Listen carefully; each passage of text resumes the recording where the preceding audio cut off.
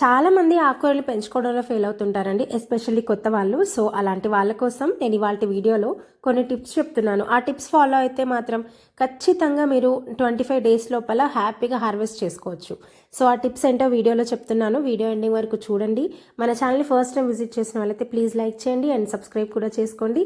కొత్త గార్డెనర్స్కి ఈ వీడియోని షేర్ చేయండి. సో ఫస్ట్ థింగ్, మనం విత్తనం సెలెక్ట్ చేసుకోవడం చాలా కేర్ఫుల్గా సెలెక్ట్ చేసుకోవాలండి.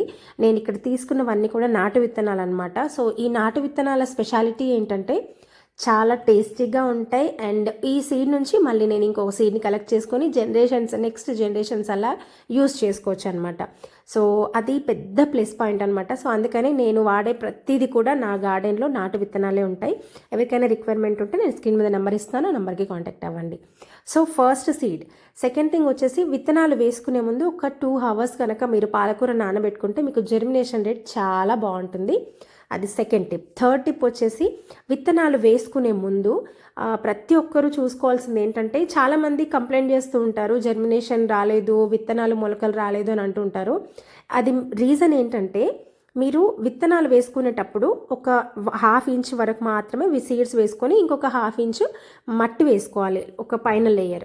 అలా వేసుకోకుండా ఏం చేస్తారంటే ఒక 3 inches 2 inches డెప్త్కి వేసుకుంటే మీకు మొలకలు ఎలా వస్తాయండి? సో అలా రావు. కాబట్టి 1/2 inch మాత్రమే సీడ్ వేసుకొని ఇంకా మిగతా 1/2 inch మట్టితో కవర్ చేసుకొని లైట్గా వాటర్ స్ప్రింకిల్ చేయాలి, జీలకరించుకోవాలి.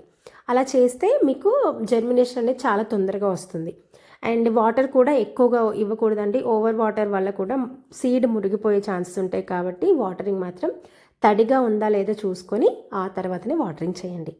అండ్ తర్వాత వచ్చేసి లైట్ వెయిట్ సాయిల్ని చూస్ చేసుకోండి. వీలైనంత వరకు దాంట్లో మంచి ఫర్టిలైజర్ ఉండేటట్టు చూసుకోండి. వర్మీ కంపోస్ట్ కానీ కౌ మాన్యూర్ కానీ అలా ఉండడం వల్ల మీకు పాలకూర అంటే ఏ వెజిటబుల్ అయినా సరే మంచి క్వాలిటీగా మంచి హెల్తీగా వస్తుంది అనమాట. సో ఇది మాత్రం మస్ట్ అండ్ షుడ్గా గుర్తుపెట్టుకోండి. తర్వాత సన్లైట్ విషయానికి వస్తే ఒక 6 గంటలు ఎండ తగిలేటట్టుగా చూసుకోండి. అండ్ ఫర్టిలైజర్ అయితే మీరు హార్వెస్ట్ చేసుకున్న తర్వాత కొంచెం వర్మీ కంపోస్ట్ కానీ కౌ మాన్యూర్ కానీ ఇస్తే సరిపోతుంది. అండ్ చాలామంది నాకు అడిగేది ఏంటంటే, ఆకులు ఎల్లోగా అవుతున్నాయి అంటారు.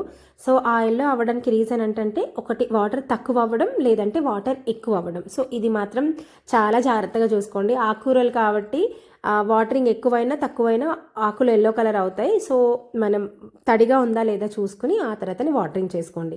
అండ్ ఫైనల్గా ఫర్టిలైజర్ అండి. ఒక్కసారి హార్వెస్ట్ చేసుకున్న తర్వాత మీరు హార్వెస్టింగ్ అయిపోయిన తర్వాత కొంచెం వర్మీ కంపోస్ట్ కానీ లేకపోతే కౌడం కానీ ఉంటే అది కొంచెం ఇస్తే సరిపోతుంది. ఓవర్ ఫర్టిలైజర్ కూడా అస్సలు మంచిది కాదు, అంటే మొక్కలు చనిపోయే ఛాన్సెస్ ఉంటాయి. కాబట్టి చాలా తక్కువ క్వాంటిటీలో మీరు ఫర్టిలైజర్ ఇస్తే మంచి హార్వెస్ట్ చేసుకోవచ్చు. అండ్ ఫైనల్గా ఏదైనా చీడపీడలు కనిపించినా, ఆకు ముడత కనిపించినా, పురుగు లాంటిది ఏదైనా తింటూ ఉన్నా 1:10 రేషియో చొప్పున పుల్ల మజ్జిగ కానీ నీమ్ ఆయిల్ కానీ లేదంటే పంచగవ్య స్ప్రే చేసుకుంటే చాలా హెల్తీగా పెరుగుతాయండి. సో ఇవన్నీ టిప్స్ ఫాలో అవ్వండి, చాలా మంచిగా ఆకుకూరలు పెంచుకోవచ్చు. అండ్ వీడియో మాత్రం హెల్ప్ఫుల్ అని అనుకుంటున్నాను. నచ్చితే మాత్రం లైక్ చేయండి అండ్ మరిన్ని వీడియోస్ కోసం మన ఛానల్ని సబ్స్క్రైబ్ చేయండి. Thank you.